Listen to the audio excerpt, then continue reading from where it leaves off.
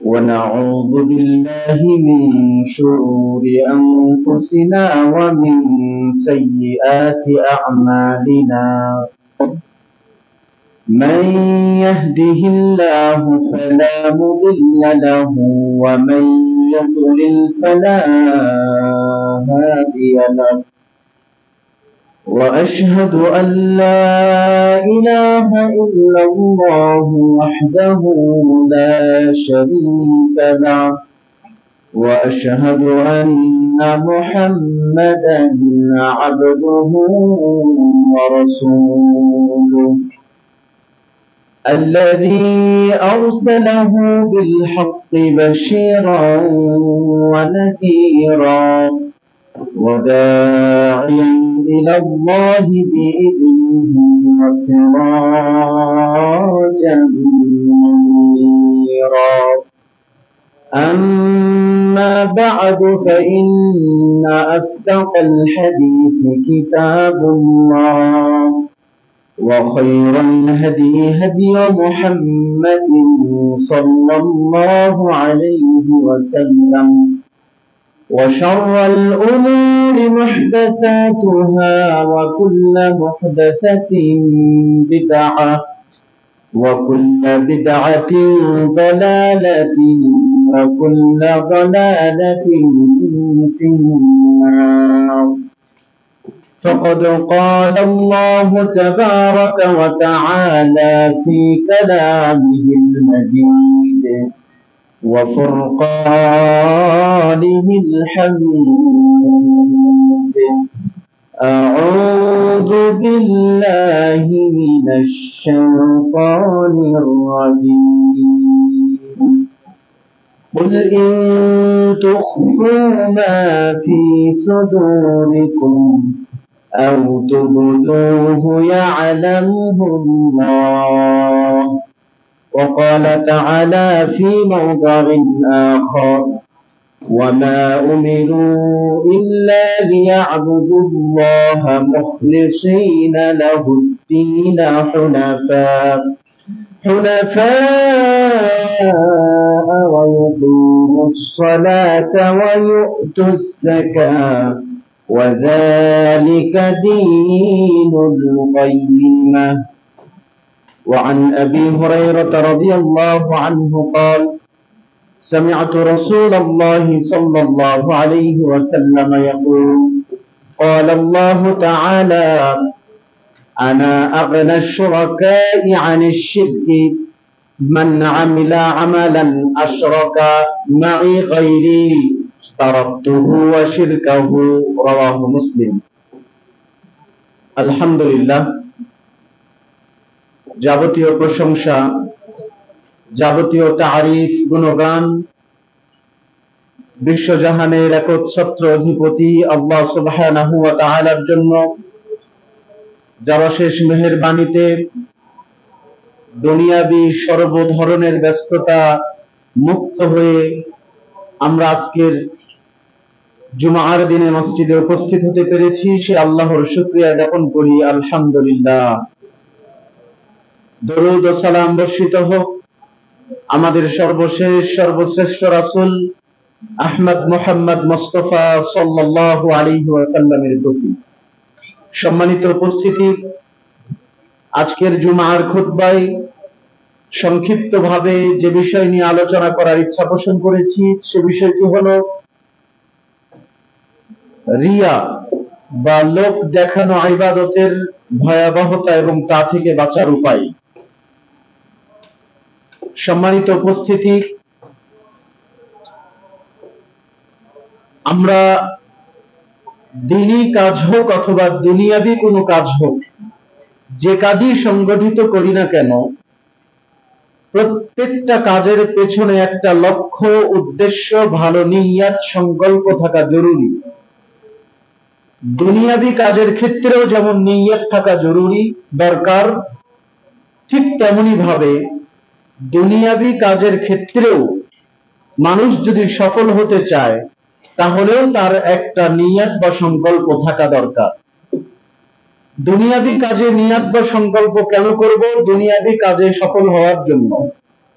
দুনিয়াবি কাজটা সুষ্ঠুভাবে, সুনিপুণভাবে, সংঘবদ্ধভাবে করার জন্য আমরা দুনিয়াবি কাজের ক্ষেত্রে নিয়ত বা সংকল্প করে থাকি।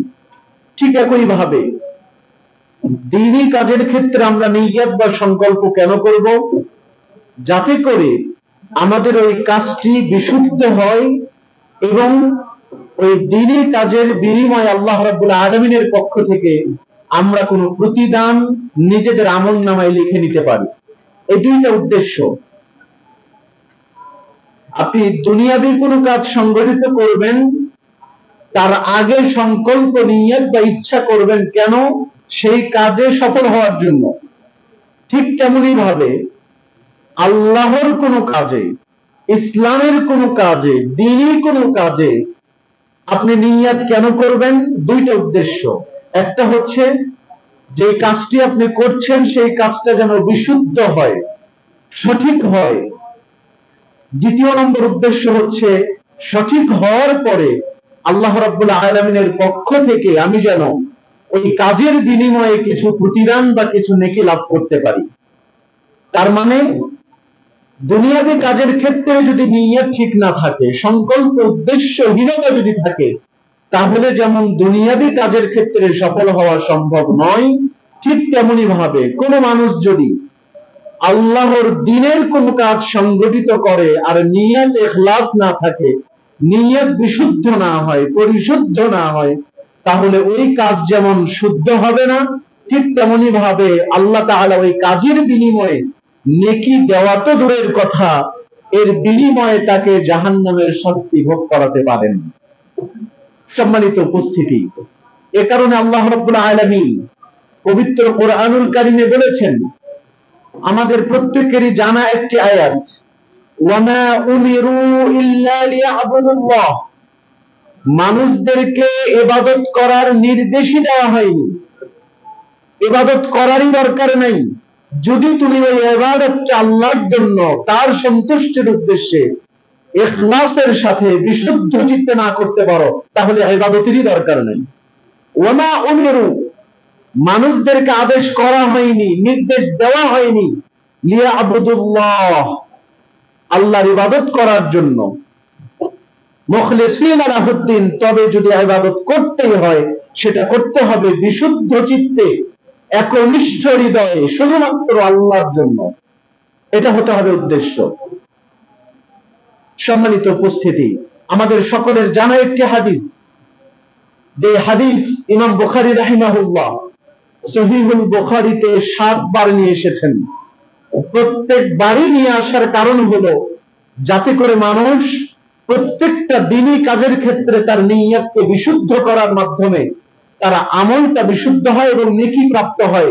এ কারণে তিনি এটা বোঝাতে গিয়ে 7 বার এই হাদিসটি নিয়ে এসেছেন। এবং ইমাম শাফিঈ রাহিমাহুল্লাহ, ইমাম আহমদ ইবনে হাম্বল রাহিমাহুল্লাহ এই হাদিসটাকে দ্বীনের 1/3 বলেছেন, আবার কখনো কখনো নিসফুদ দ্বীন, দ্বীনের অর্ধেকও বলেছেন। আমাদের সকলের পরিচিত হাদিস ওমর ইবনে আল-খাত্তাব রাদিয়াল্লাহু আনহু থেকে বর্ণিত, তিনি বলেন রাসূলুল্লাহ সাল্লাল্লাহু আলাইহি ওয়াসাল্লাম বলেছেন, ইন্নামাল আ'মালু বিন্নিয়াত, সমস্ত আমল নির্ভর করে ওই ব্যক্তির নিয়তের উপরে। আল্লাহ তাআলা আপনার কাজটাকে কবুল করবেন কি করবেন না, এটা নির্ভর করে আপনার নিয়তের উপরে।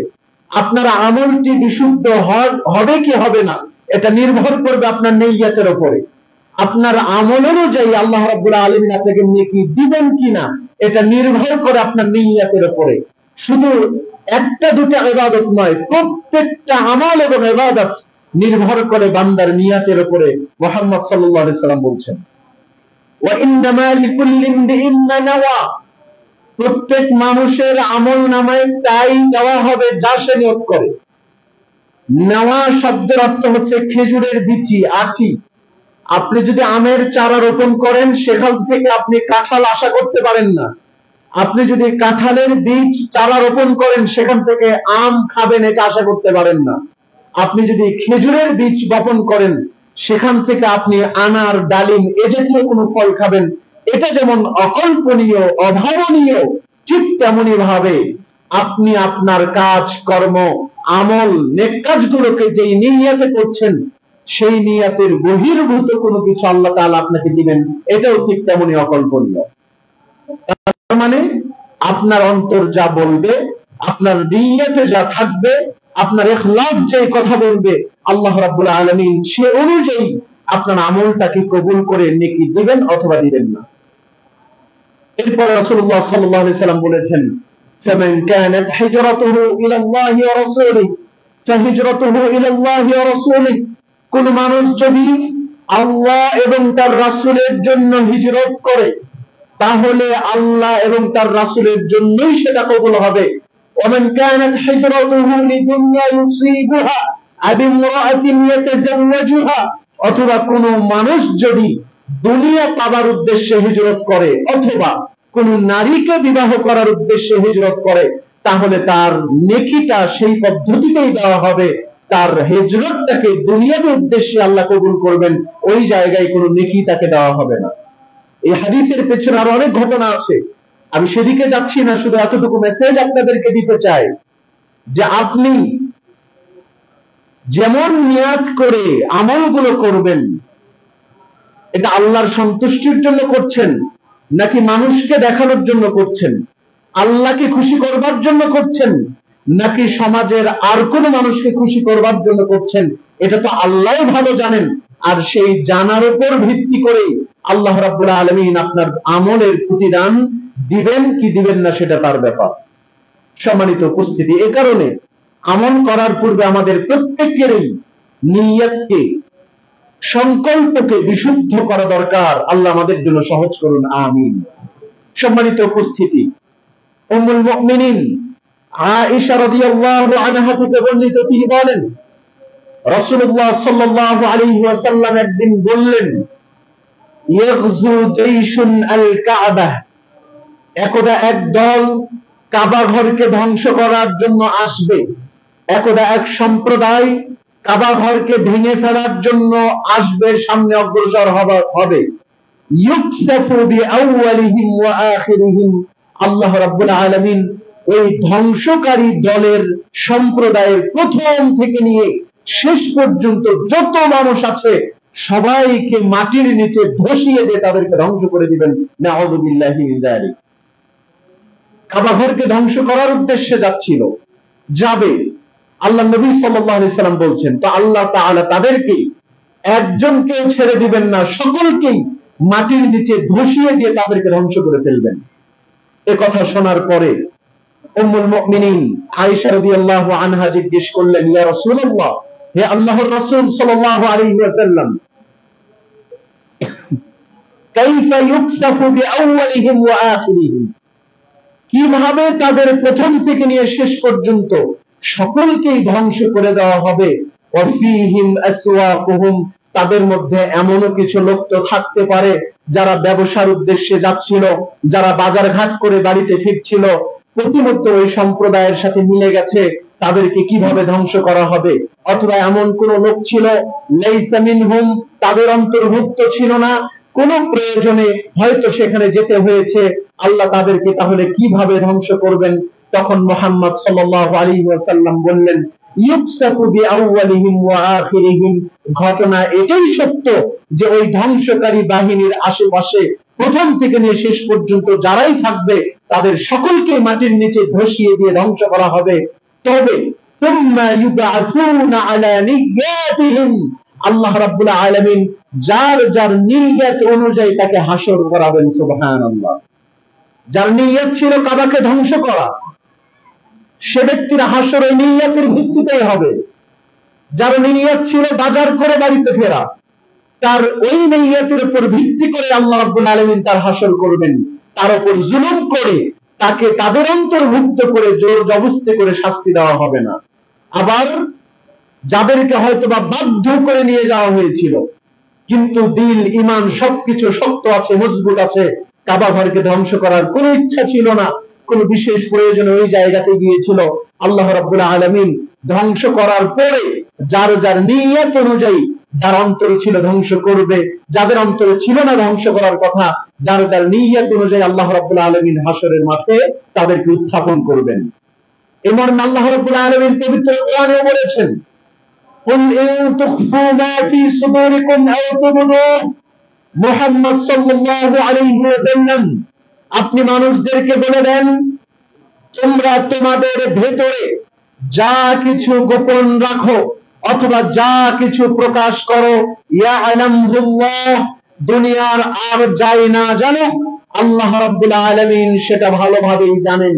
যা প্রকাশ করো, যা ভেতরে গোপন রাখো, যা বাহিরে প্রকাশ করে দেখাচ্ছ, যা ভেতরে গোপন রেখে দেখাচ্ছ না, সবকিছু সম্পর্কে আল্লাহ রাব্বুল আলামিন অবগত আছেন। সেই ভিত্তিতেই প্রত্যেকটা মানুষের হিসাব আল্লাহ রাব্বুল আলামিন কিয়ামতের মাঠে নেবেন। ইবনে ওমর রাদিয়াল্লাহু আনহু বলেন, মুহাম্মদ সাল্লাল্লাহু আলাইহি ওয়াসাল্লাম বলেছেন, ইযা আসাবা বিকওমিন আযাবান, যখন আল্লাহ রাব্বুল আলামিন কোন কওমের উপরে আযাব অবতীর্ণ করেন, শাস্তি অবতীর্ণ করেন, গজব নাযিল করে দেন, তখন ওই গজব সকলের উপরে বর্ষিত হয়ে যায়। ভালো খারাপ সকলকে নিয়েই ওই আযাবটা দুনিয়াতে চলে আসে। তবে সুম্মা বুইফু আলা নিয়াতিহিম, যার যার নিয়ত অনুযায়ী আল্লাহ রাব্বুল আলামিন প্রত্যেকটা মানুষের হাসর করবেন।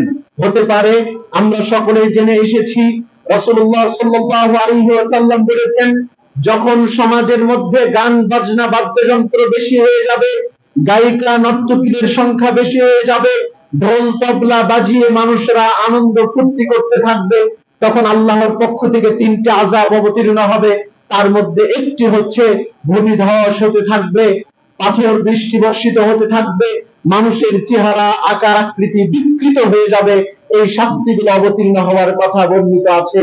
এখন কোন আপনার বাড়ির পাশে কোন মানুষ যদি অন্যায়গুলো করে থাকে, তাহলে ওই বাড়িতে যদি শাস্তি অবতীর্ণ হয়, হতে পারে সেই শাস্তির সম্মুখীন আপনিও হয়ে যেতে পারেন। কিন্তু আপনি তো ছিলেন নিরপরাধ, আপনি তো ছিলেন গান বাজনা বাদ্যযন্ত্র নর্তকী বিদ্বেষী, তাহলে আপনিও কেন আযাবের অন্তর্ভুক্ত হলেন? আযাবের অন্তর্ভুক্ত হলেও আল্লাহ রাব্বুল আলামিন যেই পাপের কারণে গান বাজনা বাদ্যযন্ত্র বাজানোওয়ালা ব্যক্তিকে শাস্তি দিয়েছেন, ওই পাপে আপনাকে শাস্তি দিবেন না।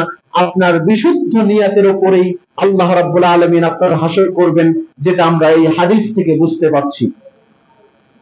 এমনকি জাবের বিন আব্দুল্লাহ রাদিয়াল্লাহু আনহু তিনি বলছিলেন, আমরা একদিন আল্লাহর নবীর সাথে এক যুদ্ধে ছিলাম, নাহনু ফি গাযাতিন, আমরা একটা যুদ্ধে ছিলাম। এমত অবস্থায় আমাদের অনেক ভাই মদিনাতেই বসে ছিল, যুদ্ধে আসতে পারে নাই। তো আল্লাহর নবী সাল্লাল্লাহু আলাইহি ওয়াসাল্লাম আমাদেরকে বললেন, মা সিরতুম মাসিরান, যতগুলো রাস্তা তোমরা অতিক্রম করছো, আওয়ালা কাতাতুম ওয়াদিয়ান, যতগুলো উপত্যকা তোমরা পার হচ্ছ এই জিহাদে এসে, ইল্লা কানু মাআকুম, মদিনাতে যারা শুয়ে বসে আছে এরাও তোমাদের সমপরিমাণ নেকিতে অংশীদার হয়ে যাবে। সুবহানাল্লাহ। সহিহ বুখারীর হাদিস।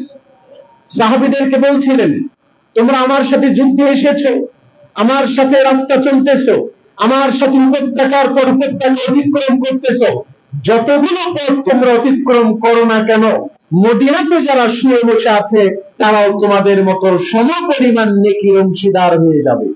এই কথা শোনার পরে সাহাবীরা বললেন, কিভাবে এটা সম্ভব? আমরা এত কষ্ট করছি, আমরা এখানে এসে আপনার সাথে জান মাল স্ত্রী সন্তান সবাইকে ফেলে রেখে এসে জীবনের বাজি রেখে আমরা আপনার সাথে প্রাণপণ লড়াই করে চলছি, খেয়ে না খেয়ে দিনের পর দিন মাসের পর মাস, আর মদিনাতে যারা শুয়ে বসে আছে তারা আমাদের মতো সমান নেকি পাবে, এটা কিভাবে সম্ভব? তখন আল্লাহর নবী সাল্লাল্লাহু আলাইহি ওয়াসাল্লাম বললেন, আসল কথাটা হলো মদিনাতে যারা বসে আছে এরাও তোমাদের সাথে যুদ্ধে অংশগ্রহণ করতে চেয়েছিল, প্রবল ইচ্ছা ছিল, প্রবল সংকল্প তাদের অন্তরে ছিল, কিন্তু হাদাসাহুমুল মারাদ, অসুস্থতা তাদেরকে মদিনায় ফেলে রেখেছে, অথবা বিশেষ কোন প্রয়োজন মদিনাতে তাদেরকে আটকে রেখেছে, তোমাদের সাথে আসতে দেয়নি। কিন্তু তাদের নিয়ত ছিল, আমি মুহাম্মদ সাল্লাল্লাহু আলাইহি সাল্লামের সাথে জিহাদে আসবে, স্ত্রী সন্তানকে ফেলে রেখে আল্লাহর জমিনে তারা জিহাদ করবে, আল্লাহর রাস্তায় সংগ্রামে লিপ্ত হবে আমার সাথে, এই পথগুলো অতিক্রম হবে, তাদের নিয়ত ছিল। এই নিয়তের কারণে মদিনায় শুয়ে বসে থেকে তোমাদের সাথে যুদ্ধে না এসে তোমাদের সমপরিমাণ নেকি আল্লাহ তাদেরকে দিবেন। সুবহানাল্লাহ। সম্মানিত উপস্থিতি, এই হাদিসটা আমাদের মধ্যে কতটা স্পষ্ট করে দিচ্ছে যে রাসূলুল্লাহ সাল্লাল্লাহু আলাইহি সাল্লামের এই বাণী দ্বারা আমরা কতটা সুন্দরভাবে বুঝতে পারছি যে আল্লাহ রাব্বুল আলামিন আমাদের ভালো মন্দ নিয়তের উপরে আমাদের আমলের নেকি কিন্তু নির্ধারণ করে দেন, এবং শুধু নেকি নয়, ওই আমলটা বিশুদ্ধ হচ্ছে কিনা এটাও নির্ভর করছে আপনার সঠিক বিশুদ্ধ নিয়তের উপরে। সম্মানিত উপস্থিতি, যে কারণে বিশ্বনবী মুহাম্মদ সাল্লাল্লাহু আলাইহি সাল্লাম বলেছেন, ইন্নাল্লাহা লা ইয়ানজুরু ইলা আজসামিকুম ওয়ালা ইলা সুওয়ারিকুম, আল্লাহ রাব্বুল আলামিন হাসরের মাঠে তোমাদের কারো চেহারা, শরীর, আকার আকৃতি, টাকা পয়সা, ধন সম্পদ কিছুর দিকে তাকাবেন না। তোমাদের কার কত চেহারা সুন্দর, তোমাদের মধ্যে কে কত প্রভাব প্রতিপত্তিওয়ালা, তোমাদের মধ্যে কে কোন ধন সম্পদের অধিকারী, আল্লাহ কোনটার দিকে বিন্দু পরিমাণ ভ্রুক্ষেপ করবেন না। ওয়ালাকিন ইয়ানজুরু ইলা কুলুবিকুম ওয়া আমালিকুম, আল্লাহ রাব্বুল আলামিন দেখবেন কলবের বহুবচন কুলুব, তোমাদের হৃদয়গুলো দেখবেন, হৃদয়ের মধ্যে কি আছে, তোমাদের ভিতরে কি নিয়াত আছে, কি সংকল্প আছে, ইখলাস ঠিক আছে কিনা, সে অনুযায়ী তোমাদের আমল আছে কিনা। আল্লাহ রাব্বুল আলামিন কিয়ামতের মাঠে প্রত্যেকটা মানুষের বিচার কিন্তু ফয়সালা করবেন এই দুইটা জিনিস দেখে, আর কিছুই তিনি দেখবেন না। একটা দেখবেন আমাদের কলব, আমাদের হৃদয় অন্তর, আরেকটা দেখবেন আমাদের সে অনুযায়ী আমল আছে কিনা। সুতরাং প্রত্যেকটা জিনিসই আপনার জন্য দাবি, সেটা হলো আপনি ইবাদত তো করবেনই, আল্লাহর সন্তুষ্টির জন্য ইবাদত করতেই হবে, তার পাশাপাশি নিয়তকে বিশুদ্ধ করে ইখলাস বজায় রেখে আল্লাহর সন্তুষ্টির জন্য এই যাবতীয় ভালো কাজগুলো করার চেষ্টা করবেন। এটা ইবাদতের দাবি আপনার কাছে। আল্লাহ আমাদেরকে কবুল করুন, আমিন। সম্মানিত উপস্থিতি, আবু বকর রাদিয়াল্লাহু তাআলা আনহু বলেন, রাসূলুল্লাহ সাল্লাল্লাহু আলাইহি ওয়াসাল্লাম বলেছেন, ইযাল তাকাল মুসলিমান বিসাইফিহিমা, যদি দুইজন মুসলিম, দুইজনই মুসলমান পরস্পর অস্ত্রধারী একে অপরের সাথে যুদ্ধে লিপ্ত হয়, ফাল কাতিল ওয়াল মাকতুল ফিন নার, তাহলে তার একজন যদি নিহত হয়ে যায় তাহলে হত্যাকারী এবং নিহত ব্যক্তি উভয়কেই আল্লাহ রাব্বুল আলামিন জাহান্নামে দিবেন। আশ্চর্যজনক একটি কথা, সহিহ বুখারীর হাদিস, বিশ্বনবী সাল্লাল্লাহু আলাইহি ওয়াসাল্লাম বললেন, পরস্পর দুইজন মুসলিম অস্ত্র ধরে একে অপরের সাথে লড়াই করতে করতে একজন আরেকজনকে মেরে ফেলল। আল্লাহর নবী সাল্লাল্লাহু আলাইহি ওয়াসাল্লাম বললেন, ফাল কাতিল ওয়াল মাকতুল ফিন নার, নিহত ব্যক্তি আর হত্যা হয়েছে দুইজন ব্যক্তি, আল্লাহ রাব্বুল আলামিন তাদেরকে জাহান্নামে দিবেন। এই কথা শোনার পরে সাহাবীরা আশ্চর্য হয়ে জিজ্ঞেস করলো, ইয়া রাসূলুল্লাহ, হে আল্লাহর রাসূল সাল্লাল্লাহু আলাইহি ওয়াসাল্লাম, হাযাল কাতিল ফামা বালুল মাকতুল, এই বিধানটা তো হত্যাকারীর জন্য হওয়ার কথা ছিল, যে ব্যক্তি মানুষকে হত্যা করবে আমরা তাদের বিষয়ে তো বলা দরকার ছিল যে সে ব্যক্তি জাহান্নামে যাবে, নিহত ব্যক্তি সে তো মাজলুম, নিহত ব্যক্তি সে তো মারাই গেল, নিহত ব্যক্তি সে তো ধরাশায়ী হয়ে গেল, তাহলে তাকে কেন আল্লাহ জাহান্নামে দিবেন, বিষয়টা কি? তখন রাসূল সাল্লাল্লাহু আলাইহি ওয়াসাল্লাম বললেন, এই কারণেই দুইজন জাহান্নামে যাবে, কারণটা হলো যে ব্যক্তি মারা গেছে, নিহত হয়েছে, তার অন্তরেও এই নিয়তটা ছিল হয়তোবা যে আমিও তাকে মারবো, না হয় মরবো, এমন নিয়ত।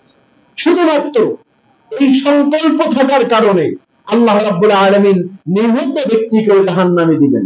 এখন পরস্পর দুইজন মারামারি লেগেছে, উদ্দেশ্য কি এমন হয় যে আমার ওই মুসলিমরা আমাকে মারবে, আমি শুধু মার খাবো, এমন উদ্দেশ্য নিয়ে তো কেউ মারামারিতে লিপ্ত হয় না। উদ্দেশ্য এমন থাকে যে আমিও তাকে কয়েকটা মারবো, সে যদি আমাকে কয়েকটা মারতে চায় আটকানোর চেষ্টা করব, লেগে যেতে পারে, এমন উদ্দেশ্য নিয়েই তো পরস্পর দুইজন মুসলিম মারামারিতে লিপ্ত হয়। আর দুইজনের নিয়ত ছিল যে আমি তাকে মারবো, তারও নিয়ত ছিল সে আমাকে মারবে, এমন নিয়ত থাকার কারণে, মুসলিমের শরীরে আঘাত করার নিয়ত থাকার কারণে আল্লাহ রাব্বুল আলামিন তাকে জাহান্নামে দিবেন, যদিও সেই ব্যক্তি নিহত হয়। সুতরাং এখান থেকে বোঝা যাচ্ছে আমাদের নিয়াত আমাদের কর্মের বিশুদ্ধতার জন্য এবং এই কর্মের উপর আল্লাহর প্রতিদান নির্ধারিত হওয়ার জন্য নিয়াতটা বিশুদ্ধ হওয়া কতটা জরুরি। সুতরাং খারাপ নিয়াত থেকে নিজেকে বিরত রাখবেন, ভালো কাজের জন্য নিয়াত এবং সংকল্পকে সুদৃঢ় করার চেষ্টা করবেন। আল্লাহ আমাদের জন্য সহজ করুন, আমিন। সম্মানিত উপস্থিতি, আমাদের সকলের সুপরিচিত একটি হাদিস, আবু হুরায়রা রাদিয়াল্লাহু আনহু যে হাদিস বর্ণনা করতে গিয়ে 4 বার বেহুশ হয়ে গিয়েছিলেন। এত ভয়ঙ্কর কথা আবু হুরায়রা রাদিয়াল্লাহু আনহু সাহাবীদের মধ্যে বলতে গিয়ে, জনসম্মুখে উপস্থাপন করতে গিয়ে 4 বার তিনি বেহুশ হয়ে গিয়েছিলেন। সেই হাদিসটাতে এসেছে যে মানুষ যদি কোনো কাজ আল্লাহর সন্তুষ্টির জন্য না করে, সেই কাজটা যত বড় ইবাদত হোক না কেন, আল্লাহ সেটা কবুল করবেন তো নাই, বরঞ্চ সেটা রিয়া নামক অপরাধে লিপ্ত হওয়ার কারণে, লৌকিকতায় যুক্ত হওয়ার কারণে আল্লাহ তাকে জাহান্নামের আগুনে নিক্ষিপ্ত করবেন। রাসূল সাল্লাল্লাহু আলাইহি ওয়াসাল্লাম বলেছেন, ইন্না আউওয়ালান নাস ইউকযা ইয়াওমাল কিয়ামাতি আলাইহি রাজুলুন ইস্তুশহিদা, কিয়ামতের মাঠে সর্বপ্রথম আল্লাহ তাআলা বিচার ফয়সালা করবেন একজন শহীদ ব্যক্তির, যে ব্যক্তি আল্লাহর রাস্তায় বের হয়ে নিজের সম্পদ সম্পত্তি, নিজের জীবনকে আল্লাহর রাস্তায় বের হয়ে জিহাদে উৎসর্গ করে দিয়েছে। এই ব্যক্তির ফয়সালা আগে করা হবে, ডেকে নিয়ে আসা হবে। ফাআরাফাহু নিআমাহু, আল্লাহ রাব্বুল আলামিন তার প্রতিদানগুলো তার সামনে দেখাবেন যে তুমি যেই জিহাদ করে এসেছো তার বিনিময়ে এইটা এটা তোমাকে দেওয়া হবে। এরপর আল্লাহ রাব্বুল আলামিন তাকে জিজ্ঞেস করবেন, ফামা আমিলতা ফিহা, এই প্রতিদান যে তোমাকে আমি দেব এর বিনিময়ে দুনিয়াতে কি করে এসেছো তুমি? তখন ওই শহীদ ব্যক্তি বলবে, কাতালতু ফিক, আল্লাহ আমি আপনার সন্তুষ্টির জন্য, আপনার দ্বীনকে বুলন্দ করার জন্য যুদ্ধ করেছি, এমনকি হাত্তাস্তুশহিদতু, যুদ্ধ করতে করতে আমি শহীদ হয়ে গিয়েছি।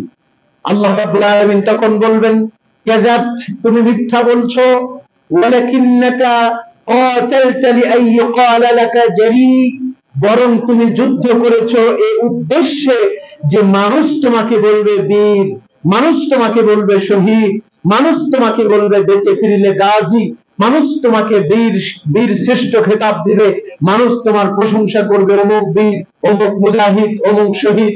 এই পদবিগুলো পাওয়ার জন্য তুমি আল্লাহর রাস্তায় যুদ্ধ করেছো। সুতরাং সেটা তো দুনিয়াতেই পেয়ে গেছো। মানুষ তোমাকে শহীদ বলেছে, মানুষ তোমাকে বীর বলেছে, মানুষ তোমাকে শ্রেষ্ঠ মুজাহিদ বলেছে। সুনাম দুনিয়াতে পাওয়ার জন্য করেছিলে, সেটা তো পেয়ে গেছো। আজকে আর তোমার জন্য কিছুই নাই। ফাউমিরা বিহি, ওই ব্যক্তির ব্যাপারে ফেরেশতাদেরকে আদেশ করা হবে, ফাসুহিবা আলা ওয়াজহিহি হাত্তা উলকিয়া ফিন নার, এমনকি তাকে উপর করে টেনে হেঁচড়ে মুখের উপর ছেঁচড়িয়ে জাহান্নামের মধ্যে নিক্ষেপ করা হবে। অপরাধ কি ছিল? আল্লাহর রাস্তায় যুদ্ধ করেছে ঠিকই, শুধুমাত্র নিয়ত ছিল মানুষ আমাকে মুজাহিদ বলবে, এতটুকুই। সম্মানিত উপস্থিতি, এরপরে দ্বিতীয় নম্বর যেই ব্যক্তির বিচার ফয়সালা করা হবে, সেই ব্যক্তি হলো রাজুলুন তাআল্লামাল ইলমা ওয়া আল্লামাহুন নাস, যে ব্যক্তি নিজে ইলম শিক্ষা করেছে, কোরআন হাদিসের জ্ঞান অর্জন করেছে, মানুষকেও শিক্ষা দিয়েছে, ওয়া ক্বারাআল কুরআন, কোরআন তেলাওয়াত করেছে। অর্থাৎ এক কথায় হাফেজ, আলেম, কারি যারা রয়েছে এদের হিসাব করা হবে। আল্লাহ রাব্বুল আলামিন ডেকে নিয়ে এসে তার নিয়ামতগুলো তাকে দেখাবেন। এরপরে তাকে বলবেন, মাযা আমিলতা ফিহা, এই নিয়ামতগুলো যে তোমাকে আজকে দেওয়া হবে বিনিময়ে কি আমল করে এসেছো? তখন হাফেজ, আলেম, কারি তারা বলবে, আল্লাহ তাআল্লামতুল ইলমা ওয়া আল্লামতুহু, আমি ইলম শিক্ষা করেছি, মানুষকে শিক্ষা দিয়েছি, মানুষের কাছে ইলম পৌঁছে দিয়েছি, ওয়া ক্বরাতু ফিকাল কুরআন, আল্লাহ তোমার সন্তুষ্টির জন্য কোরআন তেলাওয়াত করেছি, এই এই কাজগুলো আমি তোমার জন্য করেছি। তখন আল্লাহ বলবে কাযাবতা, তুমি মিথ্যা বলেছো, ওয়ালাকিন্নাকা ফাআলতা লিআইয়ুকাল লাকা আলিম, বরং তুমি এই কাজগুলো করেছো এজন্যই মানুষ তোমাকে বলবে শায়েখ, মানুষ তোমাকে বলবে বড় আলেম, মানুষ তোমাকে সম্মান করবে, মানুষ তোমাকে নিয়ে মাথামাতি করবে, মানুষ তোমার প্রশংসা করবে, এত বড় আলেম, এত বড় হাফেজ, এত বড় কারি, অথচ তুমি এটা দুনিয়াতে সুনাম পাওয়ার জন্য করেছো, ভাইরাল হওয়ার জন্য করেছো, সেটা তো দুনিয়াতেই পেয়ে গেছো, আজকে তোমার জন্য কিছুই নাই।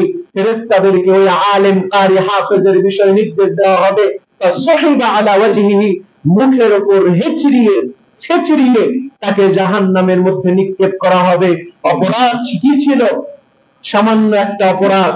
আমাদের কাছে যেটা মনে হয় এলেরই তো অর্জন করেছে, হাফেজই তো হয়েছে, তারই তো হয়েছে, কিন্তু উদ্দেশ্য ছিল মানুষের সুনাম সুখ্যাতি অর্জন করা। শুধুমাত্র নিয়তে ত্রুটি থাকার কারণে আল্লাহ রাব্বুল আলামিন এত বড় মর্যাদার অধিকারী হওয়ার কারণে তাকে জাহান্নামের আগুনে নিক্ষিপ্ত করা হবে। সম্মানিত উপস্থিতি, তাহলে এত বড় আলেম হয়ে কি লাভ? এত বড় কোরআনের হাফেজ হয়ে কি লাভ? এত বড় কারি হয়ে কি লাভ?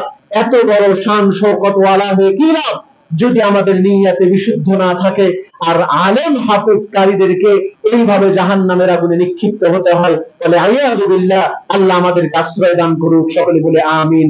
সম্মানিত উপস্থিতি, তৃতীয় নম্বর যে ব্যক্তিকে নিয়ে আসা হবে, রাজুলুন ওয়াসা আল্লাহু আলাইহি, যে ব্যক্তিকে আল্লাহ সম্পদের প্রাচুর্যতা দিয়েছেন, ওয়া আ'তাহু মিন আসনাফিল মাল, দুনিয়াতে যত ধরনের সম্পদ আল্লাহ সবগুলোই তাকে দিয়ে দিয়েছেন, এই ব্যক্তিকে নিয়ে আসা হবে। নিয়ে এসে তার নিয়ামত গুলো দেখানো হবে, তাকে বলা হবে মাযা আমিলতা ফিহা, এই নিয়ামত গুলো যে আমি তোমাকে দিব, বিনিময়ে কি করে এসেছো? তখন সে বলবে, হে রাব্বুল আলামিন, তুহিব্বু আন ইউনফাকা ফি ইল্লা আন তাকতু ফিহা লাক, দুনিয়াতে যত খাত ছিল, দুনিয়াতে যত রাস্তা ছিল, সাবিলুল্লাহ, আল্লাহর পথ, মসজিদ, মাদ্রাসা, ইয়াতিম, ফকির, মিসকিন, অভাবী, হসপিটাল, স্কুল, কলেজ, যতটা ক্ষেত্র ছিল, যেই ক্ষেত্রে দান করলে তুমি আল্লাহ খুশি হবা, সেই ক্ষেত্রে আমি দান করেছি, একটা রাস্তাও ছাড়ি নাই। তুমি আমাকে সম্পদ যেমন দিয়েছো, আমি সব রাস্তায় ফুরিয়ে ফেলেছি সম্পদকে। এই কথা বলার পর আল্লাহ বলবে কাযাবতা, তুমি মিথ্যা বলেছো, ওয়ালাকিন্নাকা ফাআলতা লিআইয়ুকাল লাকা জাওয়াজ, বরং তুমি এই কাজগুলো করেছো উদ্দেশ্য ছিল এটাই যে আল্লাহ তোমাকে মানুষ বলবে বড় দানবীর, তোমার নামে মানুষ স্লোগান দিবে, তোমার নামে মানুষ রই রই ধ্বনি তুলবে, তোমাকে বলবে অমুক বড় দানবীর, তোমার সুনাম সারা বিশ্বে ছড়িয়ে পড়বে, অমুক সবচেয়ে বড় দানবীর, দানওয়ালা। এই সুনামগুলো পাওয়ার জন্য তুমি মানুষকে দেখানোর জন্য দান করতে, সেটা তো দুনিয়াতেই পেয়ে গেছো। দান করার পরে তোমার নামে স্লোগান দেওয়া হতো, মানুষ তোমাকে বড় দানবীর হিসাবে চিনত, মানুষ তোমাকে বড় দানবীর খেতাবে ভূষিত করত। সুতরাং দুনিয়াতে পেয়ে গেছো, আজকে আর তোমার জন্য কিছুই নেই। ফেরেশতাদেরকে নির্দেশ দেওয়া হবে, তাসহিবা আলা ওয়াজহিহি হাত্তা উলকিয়া ফিন নার, তাকে উপর উপরে টেনে হেঁচড়ে মুখের উপর ছেঁচড়িয়ে জাহান্নামের আগুনে নিক্ষিপ্ত করা হবে। বলে ইয়াযু বিল্লাহ, আমরা আল্লাহর কাছে আশ্রয় চাচ্ছি। এত বড় শহীদ, আল্লাহর রাস্তায় যুদ্ধ করতে গিয়ে শহীদ হওয়ার পরেও, এত বড় দানবীর, আল্লাহর প্রত্যেকটা খাতে ব্যয় করার পরেও, এত বড় আলেম হাফেজ কারি, আল্লাহর জন্য ইলম অর্জন করে শুধুমাত্র নিয়তে ত্রুটি থাকার কারণে, ইখলাস না থাকার কারণে, লৌকিকতা থাকার কারণে, মানুষকে দেখানোর উদ্দেশ্য থাকার কারণে, একজন এত বড় মাপের আলেম, এত বড় মাপের মুজাহিদ শহীদ, এত বড় মাপের দানবীরের হাসরের মাঠের অবস্থা যদি এমন হয়, তাকে যদি আল্লাহ টেনে হেঁচড়ে উপুর করে জাহান্নামের আগুনে নিক্ষিপ্ত করেন, তাহলে আমরা আমাদের ন্যূনতম আমলগুলো আল্লাহর সন্তুষ্টির জন্য করতে পেরেছি কি? আমরা আমাদের কাজগুলো আল্লাহকে ভালোবেসে ইখলাসের সাথে করতে পেরেছি কি? নাকি মানুষকে দেখানোর জন্য করি? সালাতে না গেলে পাশের বাড়ির লোক কি বলবে? নামাজে না গেলে মানুষ কি বলবে? অন্তত জুমার দিনে বড় জুব্বা লাগিয়ে মসজিদে না গেলে এলাকার লোকজন কি বলবে? এই কথা চিন্তা করে মসজিদে এসেছেন, নাকি মানুষকে দেখানোর জন্য এসেছেন, নাকি আল্লাহকে সন্তুষ্ট করার জন্য এসেছেন? এটা তো আমরাই ভালো জানি ভিতরের অবস্থা। সুতরাং যার যে অবস্থা থাক না কেন, উদাত্ত আহ্বান থাকবে অন্তত পক্ষে এই বিশাল ভয়াবহ পাপে জড়িত হওয়া থেকে নিজেদেরকে বিরত রেখে আল্লাহর সন্তুষ্টির জন্য কাজ করে যাওয়ার চেষ্টা করুন। আল্লাহ তাআলা আমাদেরকে সেই তৌফিক দান করুন, আল্লাহুম্মা আমিন। সম্মানিত উপস্থিতি, কোন মানুষ যদি দুনিয়া পাওয়ার উদ্দেশ্যে অথবা মানুষকে দেখানোর উদ্দেশ্যে যে কোনো ইবাদত করুক, আমরা গ্যারান্টি দিয়ে বলতে পারি যে ওই মানুষ দুনিয়া পাবে কিনা জানি না। মানুষকে দেখানোর জন্য সালাত করছেন তো, মানুষ আপনার প্রশংসা করবে কিনা জানি না। মানুষের সামনে দানবীর হওয়ার জন্য দান করেছেন তো, মানুষ আপনার নামে স্লোগান দিবে কিনা, বড় দানবীর বলবে কিনা জানি না।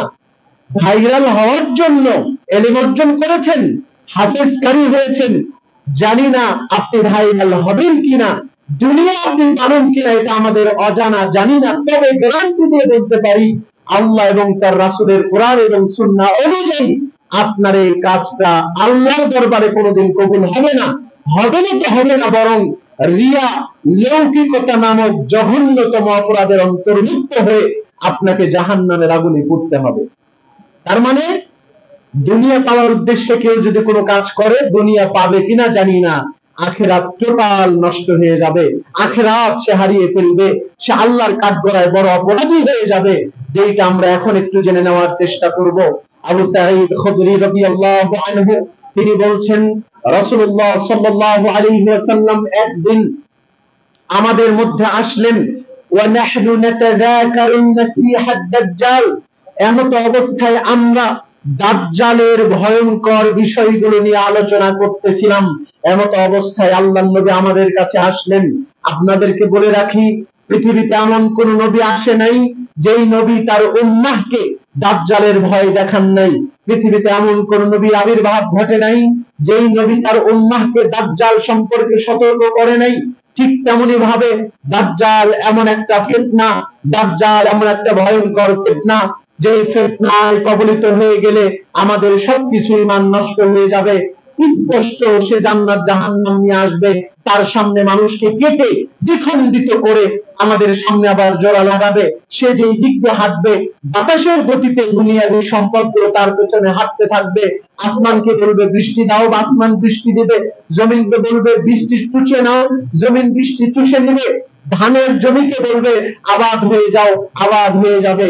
এইরকম অলৌকিক বিষয়গুলো দেখার পরে স্বল্প ঈমানের মানুষ যারা, যাদের মধ্যে ঈমানের ঘাটতি আছে, তাকওয়ার অভাব আছে, তারা তাদের ঈমানকে টিকিয়ে রাখতে পারবে কিনা জানি না। এই জন্য দাজ্জালের ফিতনা খুবই ভয়ঙ্কর ফিতনা।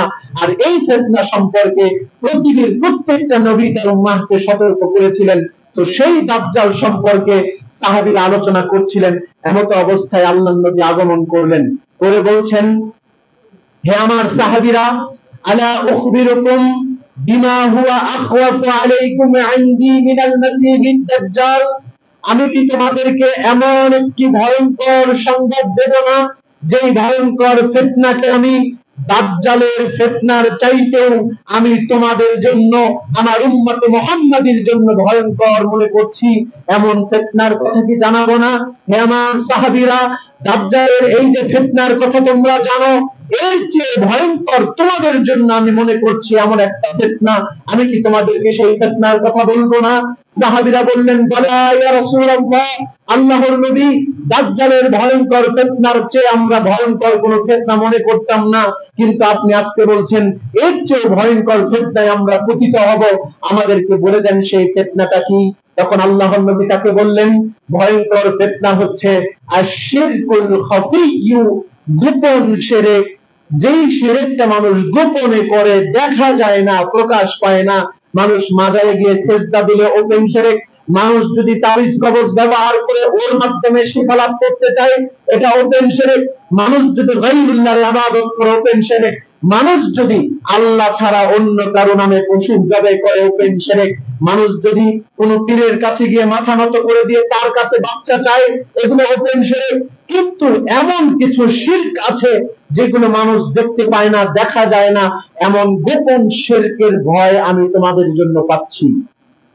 আল্লাহর নবী সাল্লাল্লাহু আলাইহি সাল্লাম ব্যাখ্যাও করে দিলেন গোপন শিরকটা কি রকম। ইয়াকুমুর রাজুলু ইউসাল্লি, মানুষ সালাতে দাঁড়াবে, ফায়ুযায়্যিনু সালাতাহু, তার সালাতকে খুবই সুন্দর করবে, লিমা ইয়ারা মিন নাযরি রাজুলিন, পাশের মানুষকে দেখানোর জন্য যে আমার সালাতকে যেন সে ব্যক্তি ভালো বলে। পাশে খতিব এসেছে, ইমাম এসেছে, এমপি মন্ত্রী এসে দাঁড়িয়েছে, এলাকার কোন ময়মুরব্বি মাতব্বর এসে দাঁড়িয়েছে, এখন আপনি আপনার সালাতকে এত সুন্দর করতেছেন যে আপনার পাশের মানুষকে দেখানোর জন্য।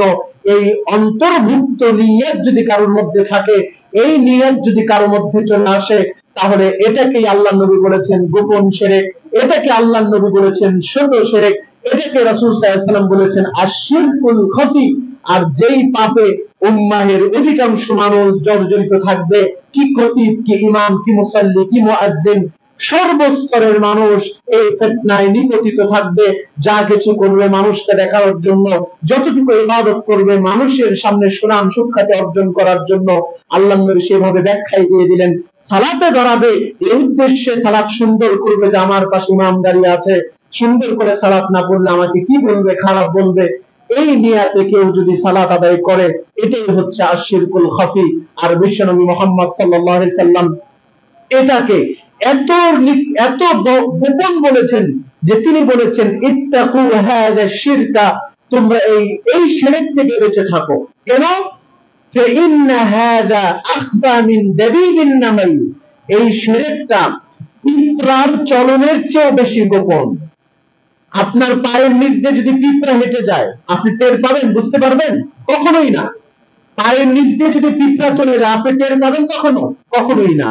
তো পায়ের নিচ দিয়ে পিঁপড়া হেঁটে গেলে যেমন টের পাওয়া যায় না, ঠিক তেমনি ভাবে কোন মানুষ যদি মানুষকে দেখানোর জন্য কোন ইবাদত করে, মানুষকে খুশি করার জন্য যদি কোনো কাজ করে, এইটা পিঁপড়ার হাঁটার চেয়েও, পিঁপড়ার চলনের চেয়েও বেশি গোপন, কেউ এটা দেখতে পারে না।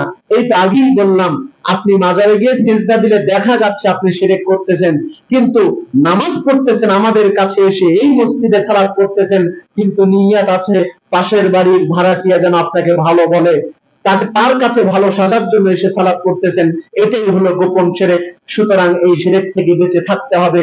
আল্লাহ তাআলা আমাদেরকে তৌফিক দান করুন, আমিন। মাহমুদ ইবনে লাবিদ রাদিয়াল্লাহু আনহু থেকে বর্ণিত, তিনি বলেন রাসূলুল্লাহ সাল্লাল্লাহু আলাইহি ওয়াসাল্লাম আমাদেরকে বললেন, ইন্নী আখওয়াফা মা আখাফু আলাইকুম আশ-শিরকুল আসগর, আমি তোমাদের জন্য বেশি ভয় পাচ্ছি শিরকে আসগরের। শিরকে আসগর, ছোট শিরকের বেশি ভয় পাচ্ছি তোমাদের জন্য। তখন সাহাবীরা জিজ্ঞেস করলেন, আল্লাহর নবী সাল্লাল্লাহু আলাইহি ওয়াসাল্লাম, ছোট শিরক আবার কি জিনিস, আমাদেরকে বুঝিয়ে দেন। তখন আল্লাহর নবী তাদেরকে বললেন, ছোট শিরকটাই হচ্ছে আর রিয়া, মানুষকে দেখানোর জন্য, সুনাম সুখ্যাতি অর্জন করার জন্য কেউ যদি কোনো কাজ করে, তাহলে সেটাই হলো ছোট শিরক, আশ-শিরকুল আসগর। এরপর আল্লাহর নবী বললেন, ইয়াকুলুল্লাহু আযজা ওয়া জাল্লা ইয়াউমাল কিয়ামাতি লাহুম, কিয়ামতের মাঠে যারা ছোট শিরকে দুনিয়াতে লিপ্ত ছিল, মানুষকে দেখানোর জন্য কোনো কাজ করেছিল, মানুষের সন্তুষ্টি পাওয়ার জন্য কোনো কাজে লিপ্ত হয়েছিল, আল্লাহ রাব্বুল আলামিন ওই মানুষদেরকে কিয়ামতের মাঠে বলবেন, ইযহাবু ইলাল্লাযীনা কুনতুম তুরাউনা ফিদ দুনিয়া, দুনিয়াতে যাকে দেখানোর জন্য দান করেছিলে, দুনিয়াতে যাকে দেখানোর জন্য আলেম হয়েছিলে, দুনিয়াতে যাকে দেখানোর জন্য তুমি ইবাদত সালাত করেছিলে, আজকে তার কাছেই যাও না, গিয়ে দেখো না হাল তাজিদুনা ইনদাহুম জাযা, তাদের নিকট কোনো নেকি নিয়ে আসতে পারো কিনা। দুনিয়াতে তো আমার জন্য সালাত করো নাই, উদ্দেশ্য ছিল পাশের মানুষকে ভালো দেখানোর জন্য, আমার সন্তুষ্টির জন্য তো দান করো নাই, উদ্দেশ্য ছিল লোকে তোমাকে বড় দানবীর বলবে, আমার সন্তুষ্টির জন্য তো ইলম অর্জন করো নাই, উদ্দেশ্য ছিল মানুষ তোমাকে বড় আলেম বলবে।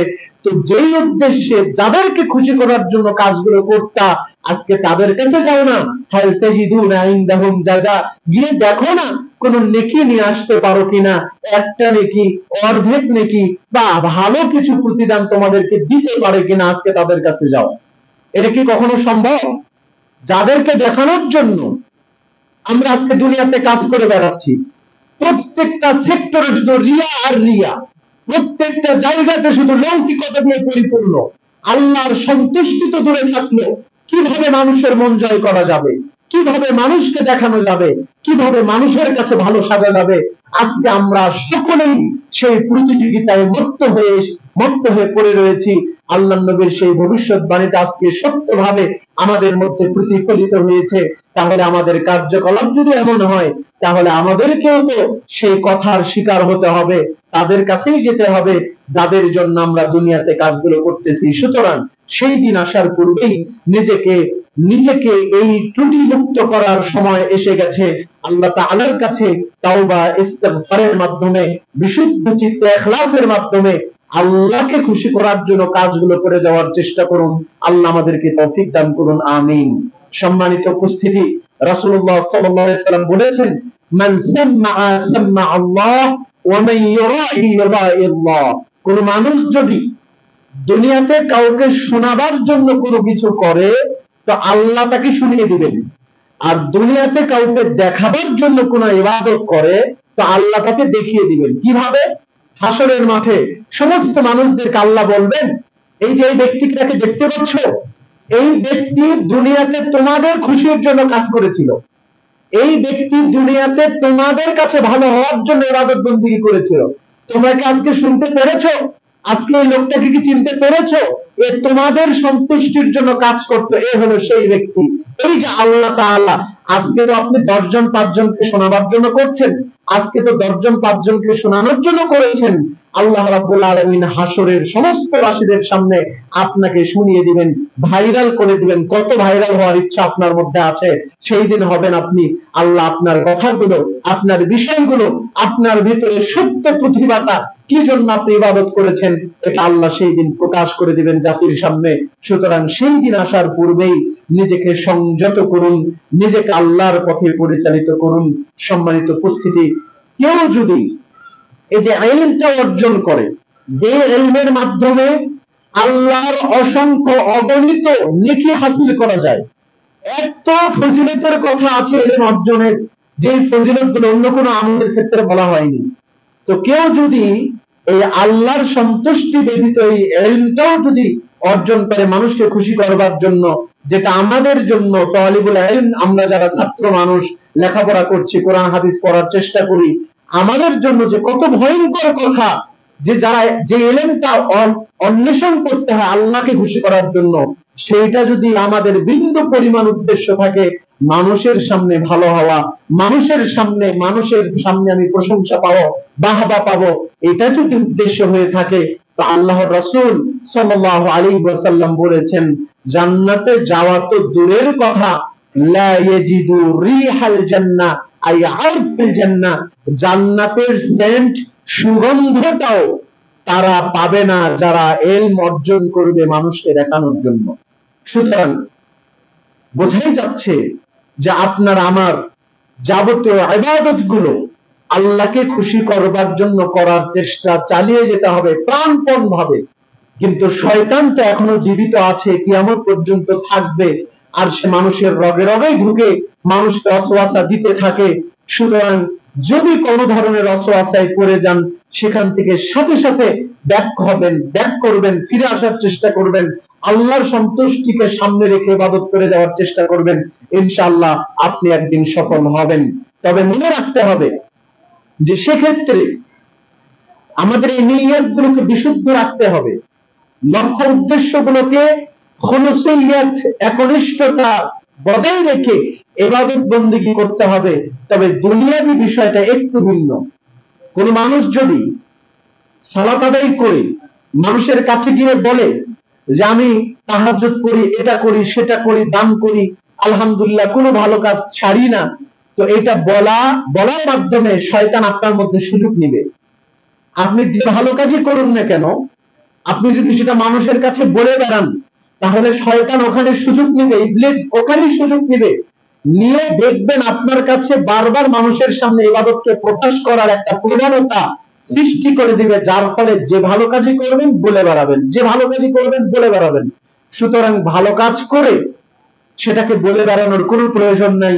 রিয়া থেকে, লৌকিকতা থেকে বাঁচার এটা অন্যতম একটা রাস্তা, যে গোপনে ইবাদত করার চেষ্টা করবেন, কাউকে ইবাদত করার পরে সেটা বলে বেড়াবেন না, একান্তই যদি সেখানে কোনো ইসলাহ থাকে, বললে কোনো সংশোধন থাকে, সমাধান থাকে, সেইটা ছাড়া। তবে দুনিয়াবী ক্ষেত্রে এটা একটু ভিন্ন রকম। দুনিয়াবী ক্ষেত্রে কোনো মানুষ যদি একটা ভালো রেস্টুরেন্ট দেয়, যেখানে সে ভালো পোলাও কোরমা তৈরি করে, এখন এইটার অ্যাড যদি সে করে মানুষের সামনে, সে মানুষকে বলে দিচ্ছে, অ্যাড লিখে দিয়েছে পোস্টারের সামনে যে আমার দোকানে একদম ভালো তাজা গরু বা তাজা ছাগলের গোস্ত দিয়ে এখানে বিরিয়ানি পোলাও কোরমা পাওয়া যায়, আপনারা এদিকে আসবেন, প্রতারিত হবেন না অন্য কোনো জায়গায়। তো এইভাবে দুনিয়াবী কোনো ক্ষেত্রে নিজের দোকান, নিজের শপ, নিজের মার্কেট নিজে যদি বিশুদ্ধ থাকে, পরিশুদ্ধ থাকে, তাহলে তার সত্যটা যদি মানুষের সামনে সে প্রকাশ করতে চায়, যাতে করে মানুষ খাঁটিটা পায়, ভালোটা পায়, নির্ভেজালটা পায়, এটা যদি মানুষের সামনে সে বলে বেড়ায়, ইনশাআল্লাহ আজিজ, এক্ষেত্রে তার কোনো সমস্যা হবে না। আপনি কাপড়ের শপ দিয়েছেন, দোকান দিয়েছেন, মার্কেট দিয়েছেন, আপনি মানুষের সামনে প্রচার করলেন যে আমার দোকানে ভালো মানের ভালো কাপড়ের ভালো মজবুত তৈরির কাপড়গুলো পাওয়া যায়, অন্য কোনো জায়গায় গিয়ে প্রতারিত না হয়ে এখানে আসতে পারেন, কিনতে পারেন। তো এই নিজের দোকানের বিষয়ে যে প্রশংসা করছেন, এটাতে ইনশাআল্লাহ কোনো সমস্যা হবে না, এটা তো দুনিয়াবী ক্ষেত্র। কিন্তু দ্বীনি বিষয়গুলো নিয়ে, দ্বীনি কোনো ইবাদতের ক্ষেত্রে আপনি যদি এভাবে বলে বেড়ান, তাহলে শয়তান এখানে একটা সুযোগ নিয়ে আপনাকে রিয়ার মধ্যে ফেলে দিবে। যে কারণে ইবনু রাজাব রাহিমাহুল্লাহ, বিখ্যাত একজন ইমাম, তিনি বলেছিলেন রিয়া মানুষ কেন করে, তার অনেকগুলো কারণ আছে। তার মধ্যে একটা কারণ হচ্ছে মানুষের প্রশংসা পেতে ভালো লাগে। রিয়া মানুষ কেন করে? মানুষের প্রশংসা পেতে কি লাগে? ভালো লাগে। কিভাবে ভালো লাগে? এই যে আপনি নিজের কিছু আমলের কথা মানুষকে বলে দিবেন, মানুষ আপনাকে প্রশংসা করবে, এই প্রশংসা পাইতে ভালো লাগতেছে আপনার, তো এই উদ্দেশ্য মানুষ রিয়া করে। আর কি উদ্দেশ্য থাকতে পারে? তিনি বলছেন আরেকটা উদ্দেশ্য থাকতে পারে, সেটা হলো যে মানুষের দুর্নাম, মানুষের পক্ষ থেকে বদনাম, মানুষের নিন্দাকে ভয় করা। ফজরের সালাতে জামাতে না যদি যায়, তাহলে গ্রামের আর 10 জন মুসল্লি যারা জামাতে উপস্থিত হয়, তারা আমার কাছে কি বলবে? এ কারণে যে কোনো পদ্ধতিতে আপনি জামাতে আসতেছেন মানুষের কাছে ভালো হওয়ার জন্য, যাতে করে মানুষ আপনার নিন্দা না করে। সবাই দান করতেছে, আমি যদি 10 টাকা দান না করি তাহলে মানুষ কি বলবে, এই নিয়তে আপনি দান করতেছেন মানুষের নিন্দা থেকে বাঁচার জন্য। স্বাভাবিকভাবে মানুষ এই কারণগুলোর জন্য রিয়া করে। এক, মানুষের প্রশংসা পাওয়ার জন্য, দুই, মানুষের নিন্দা থেকে বাঁচার জন্য। এটা ইবনু রাজাব রাহিমাহুল্লাহ তিনি বলেছেন। সুতরাং আমরা এই ছিটে ফোটাও কোনো ইচ্ছা আমাদের ভিতরে নিব না। কারোর প্রশংসা পাওয়ারও দরকার নেই, আবার কারোর নিন্দাকে আমরা ভয় করব না। একমাত্র আল্লাহকে ভয় করে, আল্লাহকে লজ্জা করে, আমরা তাকে খুশি করার জন্য দুনিয়াতে যত ভালো কাজ ইবাদত থাকুক না কেন, আমরা সম্পাদন করার চেষ্টা করব। আমরা আল্লাহর কাছে সেই দোয়া করি, আল্লাহ তুমি আমাদেরকে কবুল করে নাও, আমিন।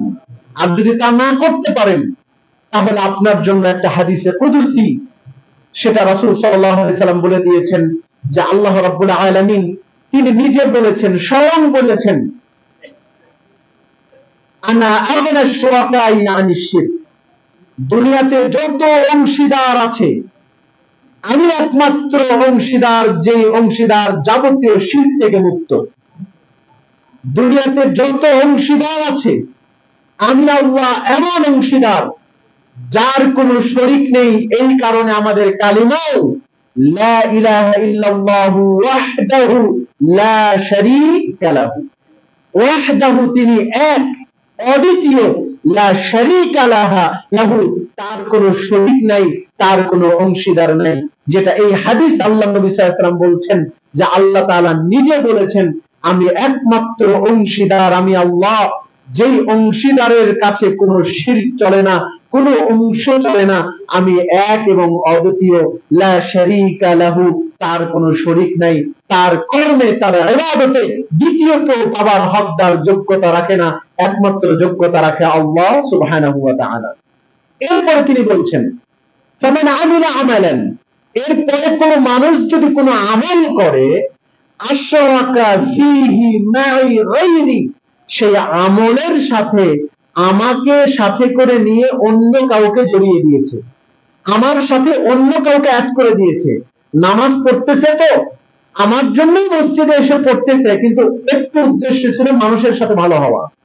দান করছে তো আমার কাজ হবে, আমার মসজিদ উন্নত হবে, আমার দিনের কাজগুলো প্রসারিত হবে, আল্লাহকে খুশি করার জন্য করেছে, কিন্তু একটু নিয়ত ছিল মানুষকে খুশি করা। তো এই যে আমার সন্তুষ্টির সাথে আমার সাথে অন্য কাউকে একটু অংশ দিয়ে দেয়, এমন কোন কাজ যদি কোনো মানুষ করে, তাহলে আমি আল্লাহ বলে দিচ্ছি ওই ব্যক্তির ওই কাজ, তার ওই শিরক এবং তাকে সহকারে আমি আল্লাহ বয়কট করে দেই, তার কোনো প্রয়োজন আমার নেই। নাউযুবিল্লাহ। তাহলে আপনি যদি কোনো ভালো আমল করেন আর উদ্দেশ্য আল্লাহর পাশাপাশি দুনিয়াবি কোনো সন্তুষ্টি উদ্দেশ্য যদি থাকে, তাহলে আল্লাহ বলে দিয়েছেন হাদিসে কুদসিতে, তারাক্তুহু ওয়া শিরকাহু, ওই ব্যক্তিকেও আমার দরকার নেই, তার ইবাদত আমার দরকার নেই, তার ইবাদত ছাড়া যে আমি চলতে পারবো না, আমি আল্লাহ নিরুপায় হয়ে যাব, এমন কোনো যায় আসে না, তাকেও আমার দরকার নাই, তার ওই শিরক মিশ্রিত ইবাদতের কোনো দরকার নেই। সম্মানিত উপস্থিতি, সুতরাং এখান থেকে আমাদেরকে শিক্ষা নিতে হবে, আল্লাহর সাথে আর কাউকে অংশ দিয়ে আমরা কোন ইবাদত বন্দেগী করতে যাব না ইনশাআল্লাহ। আল্লাহ আমাদেরকে সেই তৌফিক দান করুন।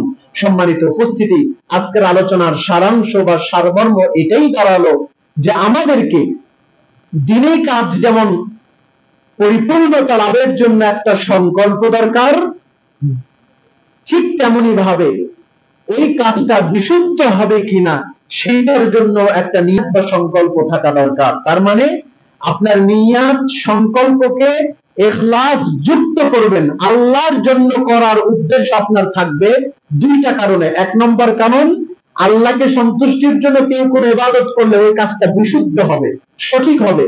আর দ্বিতীয় নম্বর, কাজটা সঠিক হলে পরে আল্লাহ তাআলা সেই কাজের বিনিময়ে কি দিবেন? নেকি দিবেন। এই উদ্দেশ্যে ইবাদত করার চেষ্টা করবেন। আর দ্বিতীয় কোন উদ্দেশ্য যেন আমাদের না থাকে, মানুষের শোহরত, প্রসিদ্ধি, মানুষের সামনে প্রচার প্রচারণা, এগুলো করে নিজে ভালো সাজা, এমন কোন নিয়ত যেন আমাদের মধ্যে না থাকে। আল্লাহ আমাদেরকে কবুল করুন, আমিন। এবং মানুষকে দেখাবার জন্য কাজ করতে যাচ্ছি, দুনিয়া পাওয়ার জন্য, দুনিয়া পাবো কিনা জানি না, তবে আমাদের পরকাল কিন্তু নষ্ট হয়ে যাবে।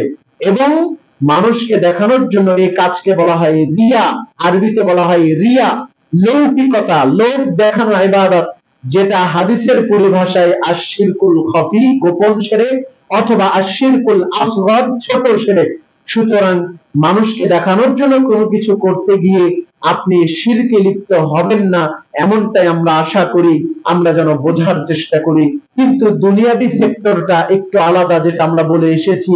আপনি ভালো দোকান সব মার্কেট দিয়েছেন, আপনি আপনার গুণগত মানগুলো মানুষকে বলে দিতে পারেন, কোনো সমস্যা নেই। আল্লাহ তাআলা আমাদেরকে উক্ত বিষয়টি খুব সূক্ষ্মভাবে অনুধাবন করত আমলে নেওয়ার তৌফিক দান করুন, আল্লাহুম্মা আমিন। মহান আল্লাহ তাআলা একটি আয়াতের অনুবাদ করে শেষ করে দিচ্ছি। আল্লাহ তাআলা বলেছেন, লা ইয়ানালাল্লাহু লুহুমুহা ওয়ালা দিমাউহা ওয়ালাকিন ইয়ানালুহুত তাকওয়া মিনকুম। আল্লাহর কাছে তোমাদের কুরবানির পশুর রক্ত মাংস গোশত কিছুই যায় না, শুধু পৌঁছায় তোমাদের তাকওয়া, তোমাদের নিয়ত, তোমাদের ইখলাস। টাকাও তোমাদের, পশু তোমরা হাট বাজার থেকে কিনে নিয়ে আসো, কুরবানি করে ওর চামড়াও বিক্রি করে দাও, রক্ত মাংস সেগুলো তোমরা যার যার হক অনুযায়ী খাও, বন্টন করো, ফেলে দাও, এগুলো তোমাদের মধ্যেই থাকে, কিন্তু আল্লাহর কাছে শুধু পৌঁছায় তোমাদের তাকওয়া। এরপর আল্লাহ রাব্বুল আলামিন বলেছেন, নিশ্চয়ই যারা মুনাফিক, ইযা কামু ইলা সালাতি কামু কুসালা, তখন তারা সালাতে দাঁড়ায় অলস ভাবে, সালাতে দাঁড়ায়, বিনয়ী ভাব তাদের মধ্যে থাকে না, আলস্য ভাব তাদের সালাতের মধ্যে থাকে। ইউরাউনান নাস, তারা মানুষকে দেখানোর জন্য সালাত আদায় করে। সম্মানিত উপস্থিতি, সুতরাং আমাদের কোনো কাজকর্ম যেন মানুষের সন্তুষ্টির জন্য না হয়, শুধুমাত্র আল্লাহকে খুশি করার জন্যই যেন হয়। আল্লাহ তুমি আমাদেরকে কবুল করো, আমিন। বারাকাল্লাহু লানা ওয়া লাকুম ফিল কুরআনিল আযীম ওয়া নাফা'নি ইয়্যাকুম বিল আয়াতি ওয়ায যিকরিল হাকীম। أقول قولي هذا أستغفر الله لي ولكم ولسائر المسلمين فاستغفروا إنه هو الغفور الرحيم.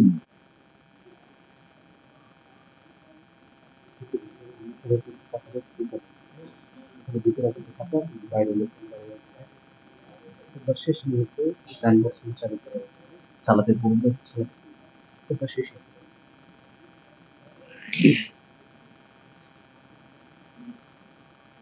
إن الحمد لله نحمده ونستعينه ونستهديه ونشكره ونستغفره ونتوب إليه ونعوذ بالله من شرور أنفسنا ومن سيئات أعمالنا من يهده الله فلا مضل له ومن يضلل فلا هادي له وأشهد أن لا إله إلا الله وحده لا شريك له وأشهد أن محمدا عبد الله ورسوله إن الله وملائكته يصلون على النبي يا أيها الذين آمنوا صلوا عليه وسلموا تسليما اللهم صل على محمد وعلى آل محمد كما صليت على إبراهيم وعلى آل إبراهيم إنك حميد مجيد اللهم بارك على محمد وعلى آل محمد كما باركت على إبراهيم وعلى آل إبراهيم إنك حميد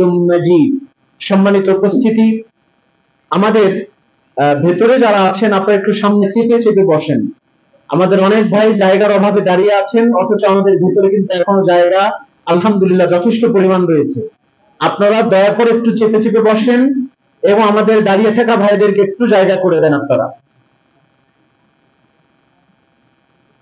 সম্মানিত উপস্থিতি আল্লাহ রাব্বুল আলামিনের কাছে আমরা দোয়া করছি আল্লাহ রাব্বুল আলামিন যেন আজকের খুতবা অনুযায়ী আমাদের জীবন পরিচালনার তৌফিক দান করেন আমিন আল্লাহ তাআলা আমাদেরকে পাঁচ ওয়াক্ত সালাত আদায়কারীদের অন্তর্ভুক্ত হওয়ার তৌফিক দান করুন